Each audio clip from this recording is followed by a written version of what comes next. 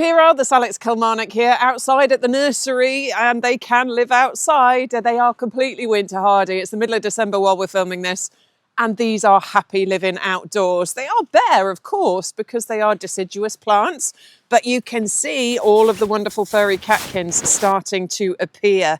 And this is the beautiful thing about this plant. This is why a lot of people go for it. It's because these catkins appear in winter.